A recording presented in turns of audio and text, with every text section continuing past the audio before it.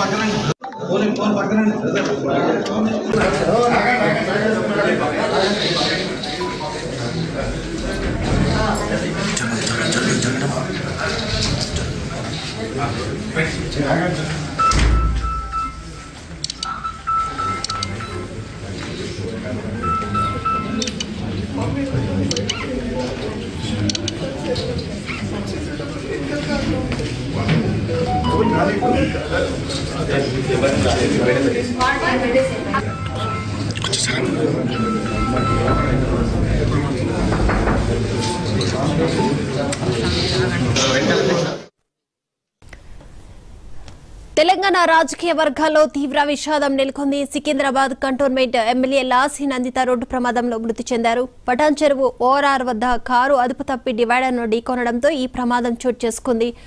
ఈ ఘటన వల్ల డ్రైవరు అలాగే తీవ్ర గాయాలు కావడంతో ఆసుపత్రికి తరలించారు. చికిత్స అందిస్తున్నారు. ఆయన పరిస్థితి కూడా విషమంగా ఉన్నట్లు తెలుస్తుంది.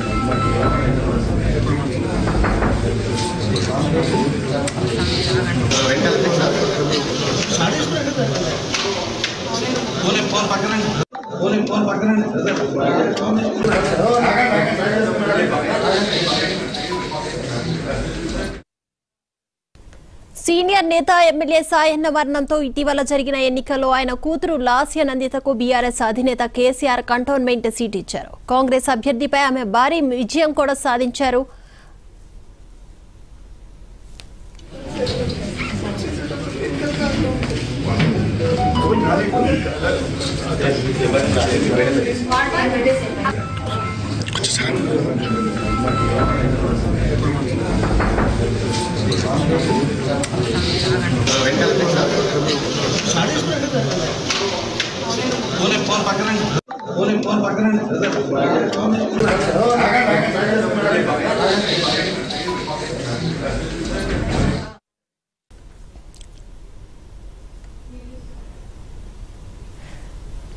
ఈ నెల 13న కూడా ఆమె కారు ప్రమాదానికి గురయ్యారు. నల్గొండలో నిర్వహించిన బహిరంగ సభకు హాజరైన లాస్య నందిత హైదరాబాద్ తిరుగు ప్రయాణంలో నార్కట్పల్లి వద్ద రోడ్డు ప్రమాదానికి గురైంది. ఆమె ప్రయాణిస్తున్న కారు రోడ్డు పక్కకు దూసుకువెళ్లడంతో ఓ హోంగార్డ్ కూడా మృతి చెందాడు. ఈ ప్రమాదంలో లాస్య నందిత స్వల్ప గాయాలతో బయటపడ్డారు. ఈ ప్రమాదం జరిగిన 10 రోజులు గడవక ముందే ఆమె మరో రోడ్డు ప్రమాదానికి గురై ప్రాణాలు కోల్పోయింది. ఈ అంశానికి సంబంధించి మరిన్ని అప్డేట్స్ అందించడానికి మా ప్రతినిధి శ్రీకాంత్ సిద్ధంగా ఉన్నారు. శ్రీకాంత్, కంటోన్మెంట్ ఎమ్మెల్యే లాస్య నందిత ఈరోజు తెల్లవారుజామున యాక్సిడెంట్ గురయ్యారు. అక్కడికక్కడే మృతి చెందినట్టుగా పోలీసులు చెప్తున్నారు. అయితే సంబంధించినటువంటి ఏదైతే ఆమెను పటాన్ చెరువు హాస్పిటల్ తరలించారో అక్కడికి పుట్టిన MLA senior MLA Harish Rao అక్కడికి చేరుకున్నారు. వారి కుటుంబ సభ్యులను పరామర్శించారు. ఆమె పాజిటివ్ దేహాన్ని ఇప్పుడు గాంధీ హాస్పిటల్ కు తరలిస్తున్నారు. అక్కడ నుండి అయితే పోస్ట్ మార్టం నిర్వహించాల్సి ఉంది. దానికి సంబంధించి ఏర్పాట్లు కూడా చేస్తున్నారు. ఇప్పటికే ఆమె మృతికి సంబంధించి రోడ్డు ప్రమాదానికి సంబంధించి పలువురు దిగ్భ్రాంతి వ్యక్తం చేయడం జరిగింది. సీఎం రేవంత్ రెడ్డి లాస్య నందిత మృతి పట్ల తీవ్ర దిగ్భ్రాంతి వ్యక్తం చేశారు. యువ ఎమ్మెల్యే ఆయన వారి తండ్రితో ఆయన సీనియర్ ఎమ్మెల్యేగా ఉన్నారు. ఆయన తెలుగుదేశంలో పనిచేశారు, ఇటు బీఆర్ఎస్ లో పనిచేశారు. తెలుగుదేశంలో ఉన్నప్పుడు రేవంత్ రెడ్డితో పాటు ఎమ్మెల్యేగా ఆయన సభలో కొనసాగారు. ఆయనతో ఉన్న అనుబంధాన్ని కూడా సీఎం రేవంత్ రెడ్డి సందర్భంగా గుర్తు చేసుకున్నారు. ఆమె మృతి పట్ల ఆయన తీవ్ర దిగ్భ్రాంతి వ్యక్తం చేయడం జరిగింది. అదేవిధంగా మాజీ సీఎం బీఆర్ఎస్ అధినేత కేసీఆర్ కూడా ఆమె మృతి పట్ల తీవ్ర దిగ్భ్రాంతి వ్యక్తం చేయడం జరిగింది, సంతాపం ప్రకటించారు. అతి చిన్న వయసులోనే ఎమ్మెల్యేగా ఎన్నికయ్యారు. తండ్రి వారసత్వాన్ని పుచ్చుకొని ప్రజా సేవలోకి వచ్చిన ఆమె మృతి బాధాకరం, విషాదకరమైన కూడా తెలపడం జరిగింది. BRS party working president KTR కూడా మృతి పట్ల సంతాపం తెలపడం జరిగింది. ఇటీవల ఏదైతే గతంలో ఇది 3వ ప్రమాదం అని చెప్పవచ్చు. ఆమె ఎమ్మెల్యే ఎన్నికైన తొలినాళ్ళు డిసెంబర్ నెలలో 2023 డిసెంబర్ లో లిఫ్ట్ లో ప్రమాదం చోటు చేసుకుంది. తర్వాత మొన్న ఈ నెల ఫిబ్రవరి 13న కేసీఆర్ ఏదైతే నల్గొండలో బహిరంగ సభ నిర్వహించారో ఆ రోజు తిరిగి వస్తున్న సందర్భంలో నాగర్పల్లి వద్ద ఆ ప్రమాదం చోటు చేసుకుంది. అటు వైపు టిప్పర్ రావచ్చు, ఇటు ఆ ట్రాఫిక్ లో ఈ యాక్సిడెంట్ చోటు చేసుకుంది. కొద్ది దూరం వెళ్లి ప్రమాదంలో హోంగార్డ్ కూడా మృతి చెందడం జరిగింది. అప్పుడు లాసినంత గాయాలతో బయటపడింది. అయితే సేమ్ టైం ఇది 10 రోజులు గడవక ముందే ఆ సమయంలో కేటీఆర్ వెళ్ళి పరామర్శించారు. ఈ సందర్భంగా ఆయన అప్పటి పరామర్శించిన ఫోటోలు ట్వీట్ చేస్తూ ఆయన ట్వీట్ చేయడం జరిగింది. ఆమె పరామర్శించినందుకు థ్యాంక్స్ రామన్న అని ఒకటి మెన్షన్ చేయడం జరిగింది. ఆ పోస్ట్ భావోద్వేగంతో ఆయన ఒక పోస్ట్ చేయడం జరిగింది. యువ ఎమ్మెల్యే సోదరి మృతి బాధాకరమని ఆయన పేర్కొనడం జరిగింది. ఇటు అంటే పార్టీలకు అతీతంగా ఇప్పుడు మంత్రులు కావచ్చు, సీఎం కావచ్చు, అందరూ ఇటు టీఆర్ఎస్ పార్టీకి చెందినటువంటి కావచ్చు, కంటోన్మెంట్ ప్రజలు కావచ్చు తీవ్ర శోక సంద్రంలో మునిగారని చెప్పొచ్చు. ఎందుకంటే ఆమె తండ్రి వివాద రైతులు, కంటోన్మెంట్ ప్రజలు సుదీర్ఘంగా ఆయన ఆశీర్వదిస్తూ వచ్చారు. ఆయన ఎమ్మెల్యేగా కొనసాగారు. ఆయన అన్ని పార్టీలతోటి అజాత శత్రువుగా కొనసాగారు. దాదాపు అటు టీడీపీ పార్టీలో సుదీర్ఘంగా కొనసాగినప్పటికీ ఇటు అన్ని పక్షాలను ఆయన కలుపుకుపోయారు. అక్కడి ప్రజలతో మమేకమయ్యారు. కంటోన్మెంట్ అభివృద్ధికి ఆయన విశేషంగా కృషి చేశారు. ఇటు ఆయన ఏ పార్టీ నుంచి వ్యక్తిగత విమర్శలు ఎన్నడూ ఎదుర్కొనేటువంటి నేతగా ఉన్నారు.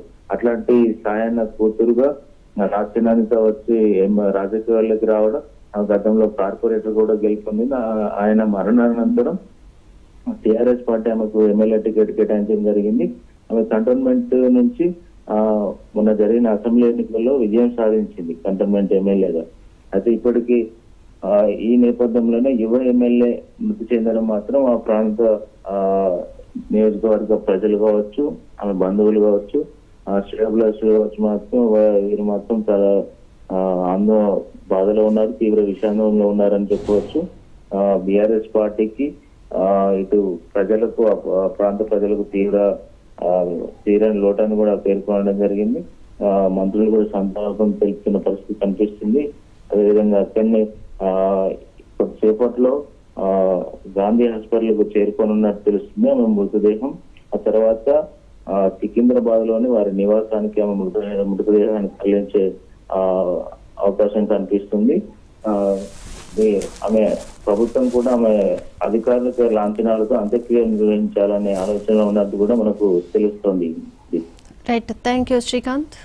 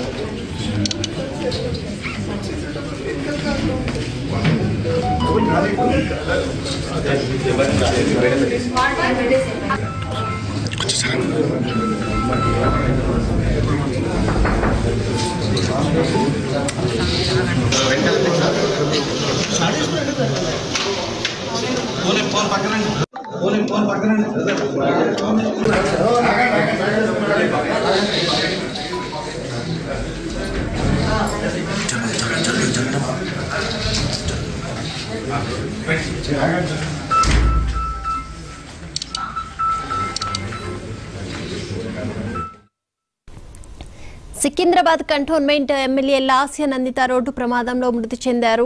10 రోజుల క్రితమే ఆమెకి ఒక రోడ్డు ప్రమాదంలో కూడా స్వల్ప గాయాలు కావడం, మళ్ళా 10 రోజుల తర్వాత మరో ప్రమాదంలో ఆమె మృతి చెందడం అనేది తీవ్ర దిగ్భ్రాంతిని గురి చేస్తుంది. ఈ అంశానికి సంబంధించి మరిన్ని అప్డేట్స్ అందించడానికి మా క్రైమ్ బ్యూరో చీఫ్ మధు సిద్ధంగా ఉన్నారు. మధు, నందిత చుట్టూ కూడా రోడ్డు ప్రమాదాలు వెంటాడాయనే చెప్పవచ్చు. ఎందుకంటే 10 days బ్యాకే ఒక ప్రమాదం నుంచి శృతిలో నందిత బయటపడ్డారు. ఆ తర్వాత ఈ రోజు జరిగినటువంటి పటాన్చెరు పరిధిలో ఉన్నటువంటి ఔటర్ రింగ్ రోడ్ సుల్తానాపూర్ వద్ద జరిగిన ప్రమాదంలో ఆమె అక్కడికక్కడే ప్రాణాలైతే కోల్పోవడం జరిగింది. లాస్య కారు సంబంధించి ఆ డ్రైవర్ కు తీవ్ర గాయాలయ్యాయి. డివైడర్ ఢీకొట్టిన తర్వాత లాస్య డ్రైవర్ ఆకాష్ ఎవరైతే ఉన్నారో అతను ఒకసారిగా కారు నుంచి బయటపడ్డము, కారులో ఉన్నటువంటి అతనికి తీవ్ర గాయాలు అవడం, కానీ కారులో ఉన్నటువంటి లాస్య మాత్రం ఆమె అక్కడికక్కడే ప్రాణాలు కోల్పోయారు. సీట్ బెల్ట్ పెట్టుకోకపోవడంతోనే మృతి చెందినట్టుగా ప్రాథమిక ఒక అంచనాకు వచ్చినప్పటికీ ఇంకా ఎంక్వైరీ అయితే నడుస్తుంది. డ్రైవర్ పక్క సీట్లోనే లాస్య నందిత ఉన్నట్టుగా గుర్తించారు. ఆమె హాస్పిటల్ నుంచి గాంధీ మాంత్రిక డెడ్ బాడీని అయితే ప్రస్తుతం తరలించడం జరిగింది. మరి కాసేపులోనే పోస్ట్ మార్టం నిర్వహించి వైద్యులు ఈ మృతికి ఎక్కడ స్పాట్ అంటే ప్రధానంగా ఎక్కడ గాయాలైతే ఆమె చనిపోయింది అని దాని మీద ఒక క్లారిటీ ఇచ్చే అవకాశం ఉంది. ప్రస్తుతం సంఘటన స్థలానికి ఒక్కొక్కరిగా చేరుకుంటున్నారు. వేరే పార్టీకి సంబంధించినటువంటి నాయకులందరూ కూడా చేరుకోవడం జరిగింది. ఈ ప్రమాదం పైన కేసు నమోదు చేసినటువంటి అమీన్పూర్ పోలీసులు అసలు ప్రమాదం ఎలా జరిగింది, ప్రమాదానికి గల కారణాలు ఏంటి అనే దాని మీద ఆరోపిస్తున్నారు. అయితే ఇక్కడ ఒకటి, డ్రైవర్ ఎవరైతే ఉన్నారో ఆకాష్ అతి వేగంగా కారు నడపడం ద్వారానే ఈ ప్రమాదం సంభవించినట్టుగా తెలుస్తుంది. గతంలో కూడా ఆకాష్ చాలా సార్లు కూడా అతివేగంగానే కారు నడపడము, గతంలో జరిగినటువంటి ప్రమాదంలో 10 రోజుల క్రితం జరిగినటువంటి ప్రమాదంలో కూడా అతను అతివేగం కారణంగా ఆ ప్రమాదం కూడా సంభవించింది. అయితే ప్రమాదం జరిగిన తర్వాత ఎవరు కూడా అతని మీద ఎటువంటి యాక్షన్ తీసుకోకపోవడము, అతన్ని మార్చేయకపోవడంతో మరొకసారి ఈ ప్రమాదం జరిగిందని చెప్పవచ్చు. అయితే ప్రస్తుతం మనకి గమనించే మాత్రం ఈ ప్రమాదం పైన ఓఆర్ఆర్ పై జరిగినటువంటి మొత్తం ప్రమాదానికి అతివేగమే ప్రధాన కారణంగా తెలుస్తుంది.